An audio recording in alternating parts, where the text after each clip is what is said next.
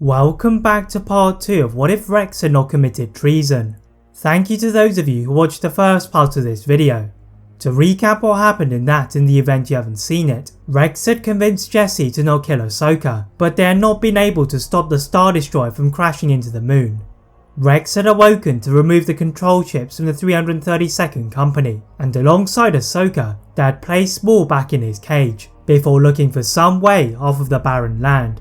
The clone enlists the help of Clone Force 99, and they are now on the planet of Saleucami. As Ahsoka sat in the centre of the attack shuttle, the former Jedi sensed an unease in the Force. Placing a cowl over her head, the group would have to work on getting a chain code later, but Clone Force 99 split up from Ahsoka and Rex, whilst the 332nd Company awaited orders from above the planet. The former Jedi and clone walked through acres of farmland and dry terrain, until they reached the bodies of members of the 91st Mobile Reconnaissance Corps, as Ahsoka then saw the body of the Jedi Master Stassa Lee. Scooping a lightsaber from the dust, they suddenly hear the sound of dozens of blasters clicking around them. Clone Commander Neo had been ordered by Palpatine to lay a trap for any survivors, but Rex calmly ordered them to lower their weapons, just as he had done with Jesse. As the clones dropped their blasters, Ahsoka quickly stunned them all, and she realised that they could use her status as a former Jedi to help them battle the Empire.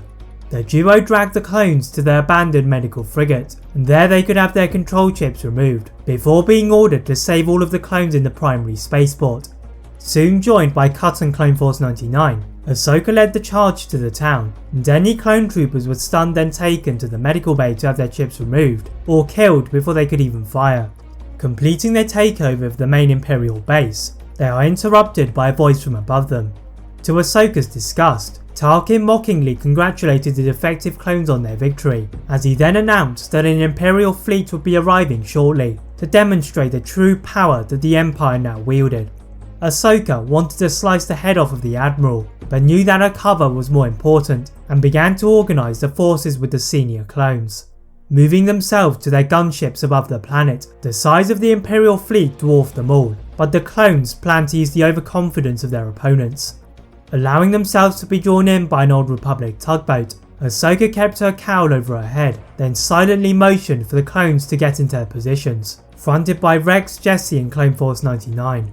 The newly recruited stormtroopers do not know what has hit them, as they are methodically cut through by the skilled clones, as Ahsoka took the turbo lift to the bridge, before the ship could open fire on the planet. At the head of the bridge, Tarkin stood confidently in the power of the Empire, and he did not even turn around to face Ahsoka, as her blade pressed against his throat. Tarkin declared that even if he were to be killed, it was a battle that the insurgents would not win, but the former Jedi had suffered enough and killed him in a flash. Soon joined by Rex, they searched through the database for the locations of Imperial bases, and transferred these to Tech as they completed their takeover of the Star Destroyer. Their actions on Saleucami had caught the attention of one member of the Imperial Senate, and that had been Bail Organa.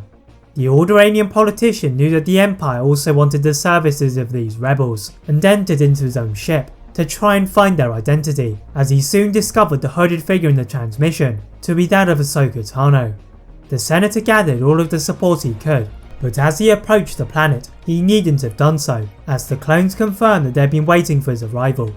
Organa meets with Ahsoka and the clones, and they all decided to join the rebellion. But as they tried to leave, the brand new Devastator emerged into their sights.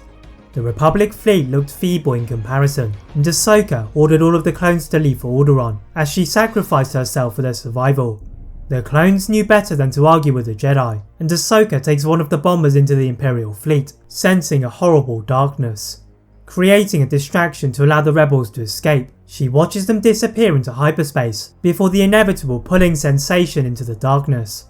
Leaving the footsteps of her ship, the Togruta his intimidating footsteps, and the heavy breathing of her old master, converted into the monster of Darth Vader. Igniting her blades, the Sith apprentice lifted her into the air with the Force, and as Ahsoka finally fell to the floor, Vader ordered the troops to take her to one of the onboard cells. There appeared to be no return for the former Jedi Knight. That is it for part 2 of What If Rex had not committed treason. If you'd like to see a part 3 soon, please like this video, turn on the notification bell, click that subscribe button on this channel, as well as on my other channel What If Films. And as always, leave a comment on what if you'd like to see next, and how I can improve my videos. Thank you all very much for watching, and see you next time.